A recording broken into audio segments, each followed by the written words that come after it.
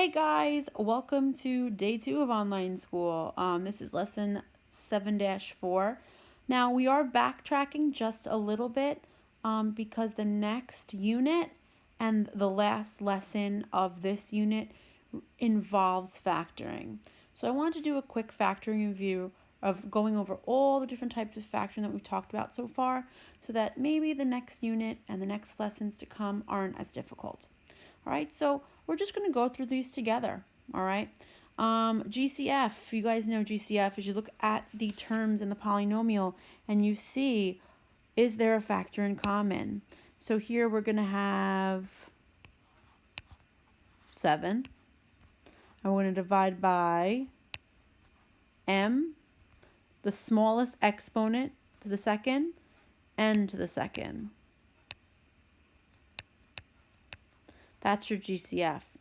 So let's do this in red. Here I'm going to have 7m squared n squared times 14 divided by 7, 2, m to the 6th, n to the 3rd, minus 1. All right, that's the answer to number 2. Give number 1 a try. Pause the video now and give number 1 a try.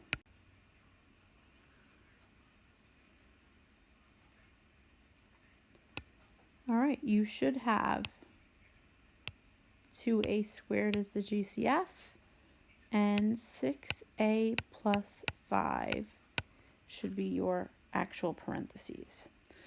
All right, so that's GCF. That should be pretty basic. If you have trouble, let me know. I can give you some more resources. All right, the next one is difference of squares, also known as dots. All right, so with dots, you need to know what your perfect squares are. You should know those 1, 4, 9, 25, 36, blah, blah, blah, 49, and so on and so forth. But the rule is you need subtraction, difference of two terms,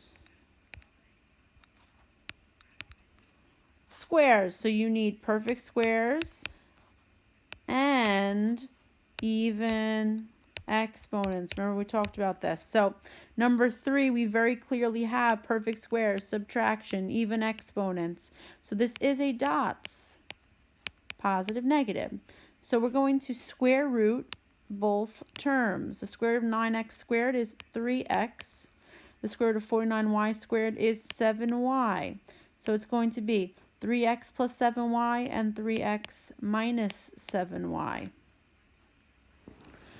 Now, if you're looking at number 5, you're probably thinking this is not a dots. Let's see, can we do a GCF first? What is the GCF? The GCF would be 7mn. You take the lowest exponent, all right? So 7mn times 1m to the 6th minus 4n squared. The m's cancel out, n's cancel out, subtract your exponents. Now, in here, we do have a difference of 2 perfect squares, right? We have subtraction, even exponents, perfect squares. So to factor this completely, it would be 7mn parentheses, parentheses, m cubed minus 2n, m cubed plus 2n. Okay, so that's an example of factoring completely, then dots. So this is a GCF, then a dots. Remember, we've done all this before. This is all review, but I get if you need to dust off the cobwebs. All right, so pause the video now, try 4 and 6 on your own. These both involve taking out a GCF first, then doing dots. So it's GCF and dots for 4 and 6. So pause the video now and see how you do. Okay, so we took out a GCF of 2 first. Our resulting polynomial was 36c to the 4th minus 1, which is a difference of 2 squares. Then you can break it up into these 2 binomials. And this one over here, 10w was the GCF first. Then this piece can be broken down into w squared minus 1 and w squared plus 1.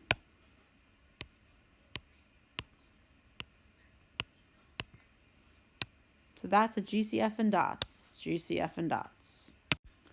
All right, the next factoring method that we're going to talk about is a sum of cubes. All right, this is when you have a addition sign in between two perfect cubes. So again, we'll do number 7 together because this is just a straight up perfect cube. All right, we want even exponents, not even exponents, but exponents that are multiples of 3. We want multiples of 3, okay? And we want perfect cubes. So here, we're going to use the rule SOAP, and that's going to tell us the signs. We want it to be same, opposite, always positive. So what you're going to do is take the cubed root of each term. The cubed root of x cubed is 3 divided by 3, that's 1. So this is x to the first. The cubed root of 27 is 3. Then here you're going to square the first. You're going to multiply the two of them together, 3x, and you're going to square the last. This is the fully factored form for number 7. It looks like a lot, but if you follow the same steps, it's pretty easy. All right, so for number 9, let's take out a GCF first because nothing is looking like a perfect cube at all. All right, so I'm thinking the GCF is 4. So I'm going to have 4 parentheses. 125, okay, that's a perfect cube. A cubed plus 1. Now I have my perfect cubes. 125 is a perfect cube. 1 is a perfect cube. And I also have a multiple of 3 exponent. So I'm going to use SOAP. I have 4, whoopsies. We have 4, that was the GCF that we originally had. And we're going to have parentheses, parentheses. What's my rule for my signs? SOAP. Same, opposite, always positive. So for, whoops, I'm going to cubed root all these. I have the cube root of 125a cubed is 5a. The cube root of 1 is 1. And now I'm going to square the first, 25a squared. I'm going to multiply these two, 5a, and I'm going to square the last, and I get 1. So this is the fully factored form for number 9.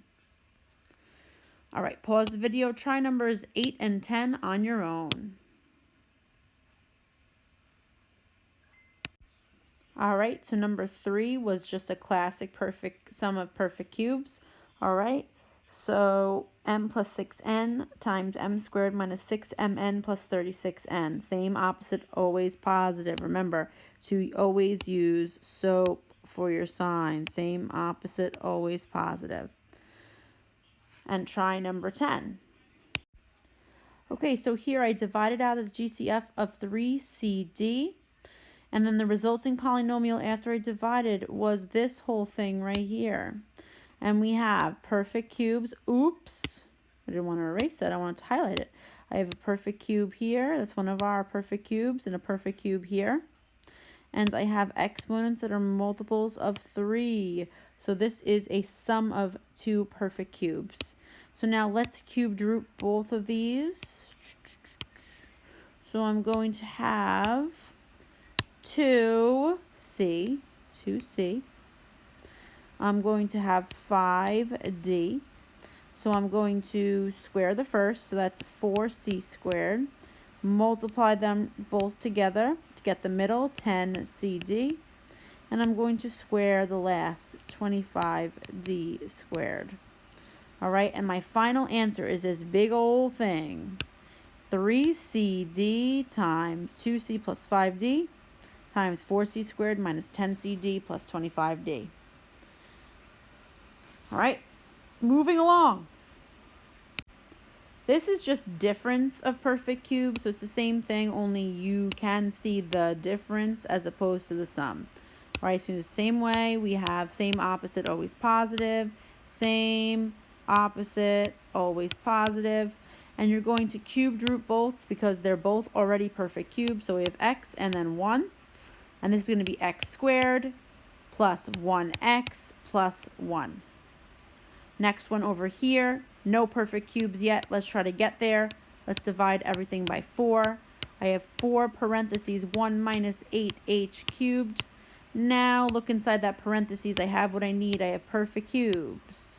And I have an exponent that is a multiple of 3. So I can break that up into 4 times. Same, opposite, always positive. Cube root both terms, 1. And then 2h, all right? 1 squared is 1. Multiply the two of them to get the middle term. And then square the second to get the last term. So that's 4h to the second. Right, you know the drill, do the same thing, and I want you to try the next two, 12 and 14. All right, this is what you should have for number 12.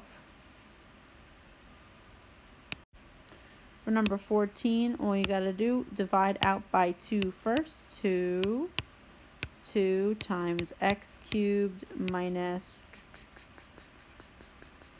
what is that? 54 divided by 2. That took me way too long to figure out. So now inside my parentheses, I have what I need. I have exponents that are multiples of 3. And I have perfect cubes. This is really a 1 in front, so I know it works. So I'm going to do 2, parentheses, parentheses, same, opposite, always positive. And let's cube root our terms. This is going to be x minus 3y. Square the first, multiply them, 3xy, and square the second, 9y squared. All right,